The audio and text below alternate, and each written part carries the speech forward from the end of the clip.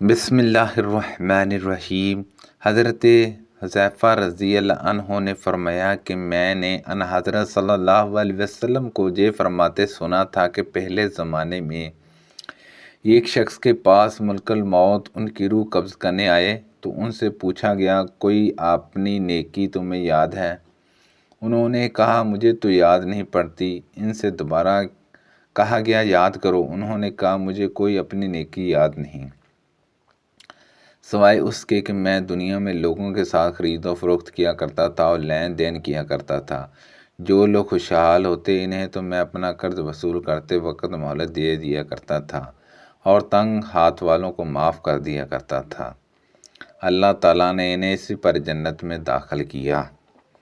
حضرت حذیفہ رضی اللہ عنہ نے بیان کیا کہ میں نے رسول اللہ صلی اللہ علیہ وسلم کو یہ فرماتے سنا کہ ایک شخص کی موت کا جب وقت آ گیا اور وہ اپنی زندگی سے بالکل مایوس ہو گیا تو اس نے اپنے گھر والوں کو وصیت کی کہ جب میری موت ہو جائے تو میرے لیے بہت ساری لکڑیاں جمع کرنا اور ان میں آگ لگا دینا۔ جب آگ میرے گوشت کو جلا چکے اور آخری ہڈی کو بھی جلا دے تو ان جلی ہوئی ہڈیوں کو پیس ڈالنا اور کسی تندور والے کے دن انتظار کرنا۔ ایسے کسی دن میری راہ کو دریا میں بہا دینا۔ اس کے گھر والوں نے ایسا ہی کیا، لیکن اللہ تعالیٰ نے اس کی راہ کو جمع کیا۔ ان سے پوچھا ایسا تو نے کیوں کروایا تھا؟ اس نے جواب دیا کہ تیرے ہی خوف سے اے اللہ۔ اللہ تعالیٰ نے اسی وجہ سے اس کی مغفرت فرما دی۔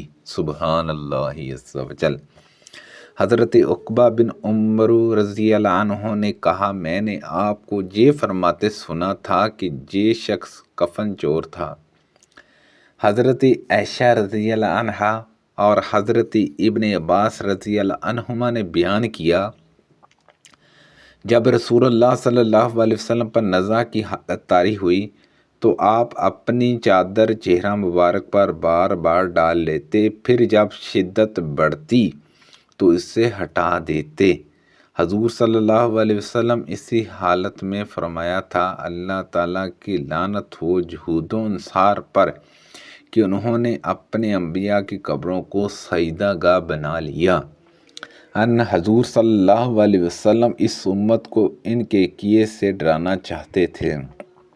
حضرت عائشہ رضی اللہ عنہا اور حضرت ابن عباس رضی اللہ عنہما نے بیان کیا جب رسول اللہ صلی اللہ علیہ وسلم پر نزع کی حالت طاری ہوئی تو آپ اپنی چادر چہرہ مبارک پر بار بار ڈال لیتے، پھر جب شدت بڑھتی تو اسے ہٹا دیتے تھے۔ حضور صلی اللہ علیہ وسلم نے اسی حالت میں فرمایا تھا اللہ تعالیٰ کی لعنت ہو یہود و نصارا پر کہ انہوں نے اپنی انبیاء کی قبروں کو سجدہ گاہ بنا لیا۔ حضور صلی اللہ علیہ وسلم اس امت کو ان کے کیے سے ڈرانا چاہتے تھے۔ میں حضرت ابو ہریرہ رضی اللہ عنہ کی مجلس میں 5 سال تک بیٹھا ہوں۔ میں نے انہیں رسول اللہ صلی اللہ علیہ وسلم کی یہ حدیث بیان کرتے سنا کہ آپ نے فرمایا بنی اسرائیل کے انبیاء ان کی سیاسی رہنمائی بھی کیا کرتے تھے۔ جب بھی ان کا کوئی نبی ہلاک ہو جاتا تو دوسرے ان کی جگہ موجود ہوتے، لیکن یاد رکھو میرے بعد کوئی نبی نہیں آئے گا۔ ہاں میرے نائب ہوں گے اور بہت ہوں گے۔ صحابہ نے عرض کیا یا رسول اللہ ان کے متعلق آپ ہمیں کیا حکم ہے؟ آپ نے فرمایا کہ سب سے پہلے جس سے بیعت کر لو بس اسی کی وفاداری پر قائم رہو اور ان کا جو حق ہے ان کی ادائیگی میں کوتاہی نہ کرو، کیونکہ اللہ تعالیٰ ان سے قیامت کے دن ان کی رعایا کے بارے میں سوال کرے گا۔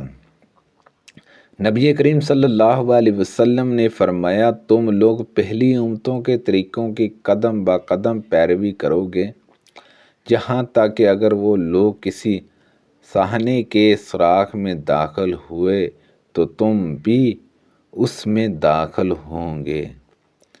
ہم نے پوچھا یا رسول اللہ صلی اللہ علیہ وسلم، کیا آپ کی مراد پہلی امتوں سے یہود و انصار ہیں؟ آپ نے فرمایا پھر کون ہو سکتا ہے؟ نماز کے لیے اعلان کے طریقے پر بحث کرتے وقت صحابہ نے آگ اور ناقوس کا ذکر کیا، لیکن بعض نے کہا یہ تو یہود و انصار کا طریقہ ہے۔ آخر حضرت بلال رضی اللہ عنہ کو حکم ہوا کہ اذان میں کلمات 2 دفعہ کہیے اور تکبیر میں 1 دفعہ۔ سبحان اللہ عز و جل۔ حضرت عائشہ صدیقہ رضی اللہ عنہا کو کھا پر ہاتھ رکھنے کو ناپسند کرتی تھی اور فرماتی تھی کہ اس طرح یہود کرتے ہیں۔ اس روایت کی مطابقت شعبہ نے حماد سے کی۔ رسول اللہ صلی اللہ علیہ وسلم نے فرمایا تمہارا زمانہ پچھلی امتوں کے مقابلے میں ایسا ہے جیسے عصر سے مغرب تک کا وقت ہے۔ تمہاری مثال یہود و انصار کے ساتھ ایسی ہے جیسے کسی شخص نے کچھ مزدور لیے اور کہا میرا کام آدھے دن تک کرنا، کون ایک قرات کی اجرت پر کرے گا؟ یہودوں نے آدھے دن تک ایک قرات کی مزدوری پر کام کرنا طے کر لیا۔ پھر اس شخص نے کہا کہ آدھے دن سے عصر کی نماز تک میرا کام کون شخص ایک قرات کی مزدوری پر کرے گا؟ اب انصار ایک قرات کی مزدوری پر آدھے دن سے عصر کے وقت تک مزدوری کرنے پر تیار ہو گئے۔ پھر اس شخص نے کہا عصر کی نماز سے سورج ڈوبنے تک 2 قرات پر کون شخص میرا کام کرے گا؟ تمہیں معلوم ہونا چاہیے کہ وہ تم ہی لوگ ہو جو 2 قرات کی مزدوری پر عصر سے سورج ڈوبنے تک کام کرو گے۔ تم آگاہ ہو کہ تمہاری مزدوری دگنی ہے۔ یہود و انصار اس فیصلے پر غصہ ہو گئے اور کہنے لگے کہ کام تو ہم زیادہ کریں اور مزدوری ہم کو کم ملے۔ اللہ تعالیٰ نے ان سے فرمایا کیا میں نے تمہیں تمہارا حق دینے میں کوئی کمی کی ہے؟ انہوں نے کہا کہ نہیں۔ اللہ تعالیٰ نے فرمایا کہ پھر یہ میرا فضل ہے، میں جسے چاہوں زیادہ دوں۔ اور میں نے حضرت عمر رضی اللہ عنہ سے سنا، انہوں نے کہا اللہ تعالیٰ فلاں کو تباہ کرے۔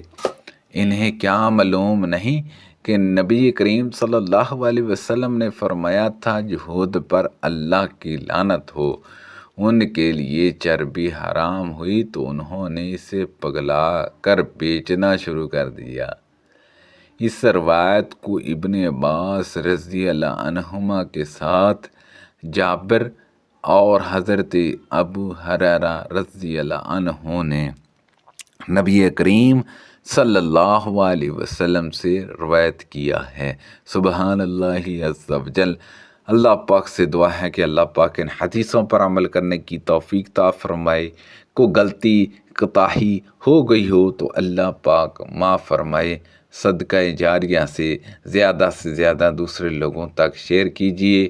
اللہ پاک ہم سب کو صحت و تندرستی عطا فرمائے، آمین، بجاہ النبی الامین صلی اللہ علیہ وسلم۔